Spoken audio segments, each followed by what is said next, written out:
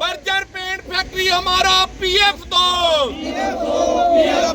एक साल पहले भी ये धरना प्रदर्शन और ये हमारी जो डिमांड है कि 2004 से आज तक हमारा जो पीएफ है कंपनी में हमको नहीं दिया जा रहा।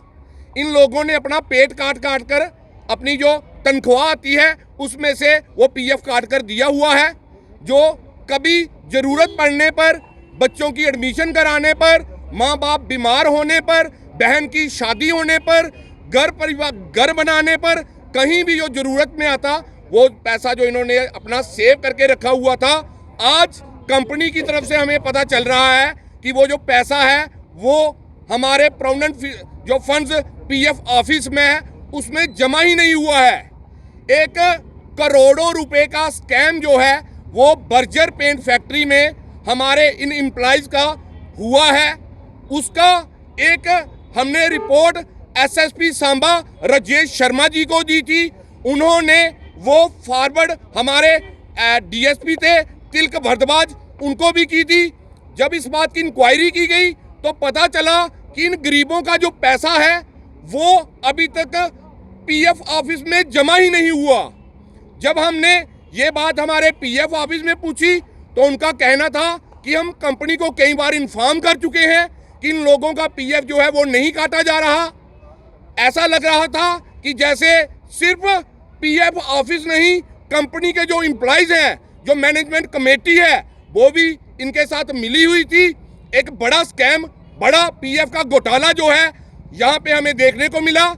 इसके बाद जब हमने आवाज़ उठाई तो दिल्ली से हेड ऑफिस से कुछ ऑफिसर यहाँ पे आए, जिनका कहना था कि ये जो छोटे छोटे ऑफिसर हैं डिस्ट्रिक्ट के, इनको हम पैसा देते हैं, ये हमारा कुछ नहीं कर सकते। लेकिन हमें हमारे डिपार्टमेंट, हमारी जम्मू कश्मीर सरकार पर पूरा भरोसा था। हमने वो जो हमारी कंप्लेन थी वो हर ऑफिस में, चाहे वो एसएसपी ऑफिस, डीसी ऑफिस, डिपकॉम ऑफिस और हमारी जो पीएफ का जम्मू हेड ऑफिस है वहाँ पे भी करवाई। हमें अपने जो कानून है उसके ऊपर पूरा भरोसा था। लेकिन आज साल होने के बाद भी उसके ऊपर कोई कार्रवाई नहीं की। वो जो दिल्ली से लोग आए थे उन्होंने बिल्कुल सही कहा कि हमने खरीदे हुए हैं, डीसी एडमिनिस्ट्रेशन के ऑफिसर खरीदे हुए हैं। इन लोगों का जो पैसा, जो घोटाला करोड़ों रुपए का बर्जर पेंट फैक्ट्री में हुआ है, आज तक इनको वो पैसे नहीं मिल पाए। अब क्या डिमांड करते हैं? आज हम बड़ी हिम्मत करके और इन लोग दोबारा अपना दिहाड़ी तोड़कर यहाँ जम्मू आए हैं। हमें हमारे डिपकॉम राघव लंगर जी से पूरा भरोसा है कि वो हमें इंसाफ दिलाएंगे। और जो एक बहुत बड़ा स्कैम हमारे सांबा के फेस 1 बर्जर पेंट फैक्ट्री में हुआ है, उसका जो घोटाला है उसकी इंक्वायरी करवाएंगे। जो कॉन्ट्रैक्टर, जो मैनेजमेंट के लोग, जो एम्प्लॉइज वहाँ पे इन्वॉल्व है इस घोटाले में, उन सब के ऊपर कड़ी कार्रवाई होगी। और अगर हफ्ते 10 दिन के अंदर हमारे पैसे इन लोगों को नहीं मिलते हैं तो एक धरना प्रदर्शन जो है हमारा वो सांबा में हम शुरू करेंगे। बर्जर पेंट 2008 च लगा हा, 2020 छड्डी और ਇਹਦੇ मैं AZ ਕੰਟਰੈਕਟਰ ਦੇ ਅੰਡਰ ਕੰਮ ਕਰਦਾ ਹਾਂ।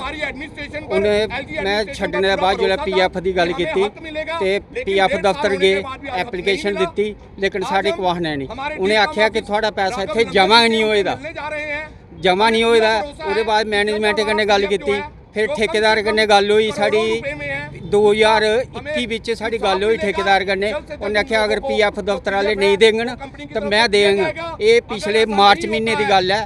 मार्च महीने की 20 तरीक का बाद जेड़ा AZ कंट्रैक्टर है वो अंडरग्राउंड होई आ, नसीया। सिर्फ वो फैक्ट्री च गया, फैक्ट्री च उन्हें आपस में के डिस्कस की, के गलबात हुई, इस गल का सानू कोई पता नहीं। अज असें डीसी मैम गी भी मिले, SSP गी भी मिले, पर लेकिन साड़ी कोई गरीबें की गल नहीं सुना दा। घट्ट कोला घट्ट भी 2 करोड़ रुपए का गबला। ये सानू ये लगता है कि मैनेजमेंट और ठेकेदार ने जेड़ा हेरा फेरी कीती है, ये सब कोला बड़ा जेड़ा साड़ी नज़र च चोर है वो है कोर्ट अफसर जिहदा नाम है वरिंदर बागले। क्योंकि ठेकेदार ज़्यादा उहदे कोल बैठदा हा, जो भी गफलाबाजी हुई दी है, अगर पीएफ दफ्तर च पैसे नहीं जमा होए दे, इसका मतलब नहीं कराए दे, अगर नहीं कराए दे ते जिन्ना भी गफला कीता ये मैनेजमेंट और ठेकेदार ने कीता।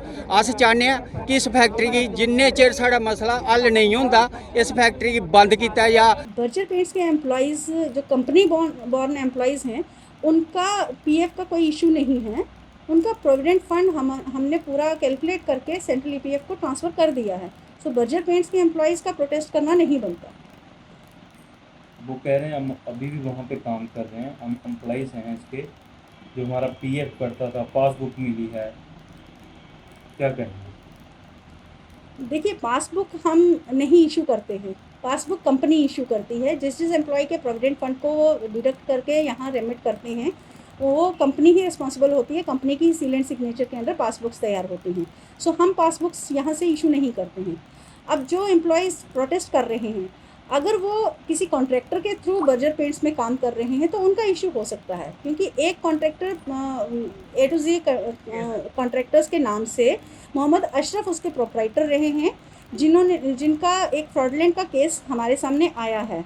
और उस केस के तहत हमें ये पता चला है कि उन्होंने एम्प्लॉयज़ का, लेबरर्स का प्रोविडेंट फंड डिडक्ट नहीं किया और वो यहाँ रिमिट नहीं किया है, जिसके अगेंस्ट प्रोविडेंट फंड कमिश्नर के इंस्ट्रक्शंस पर और J&K प्रोविडेंट फंड एक्ट के under additional provident fund commissioner ने अपनी कलेक्टर की पावर्स को यूज़ करते हुए रिकवरी इनिशिएट की। नोटिस भेजे गए मोहम्मद अशरफ को भी और प्रिंसिपल एम्प्लॉयर बर्जर पेंट्स को भी।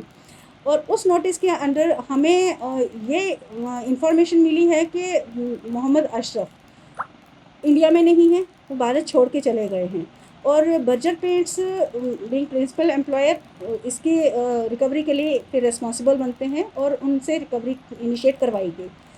रिकवरी इनिशिएट करने के बाद बर्जर पेंट्स हाई कोर्ट में गए और उन्होंने रिकवरी के अगेंस्ट केस कर दिया है और वो केस अभी ऑनरेबल हाई कोर्ट में चल रहा है और जजमेंट इज अवेटेड।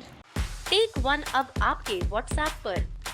व्हाट्सएप करिए हाय 9728253663 पर।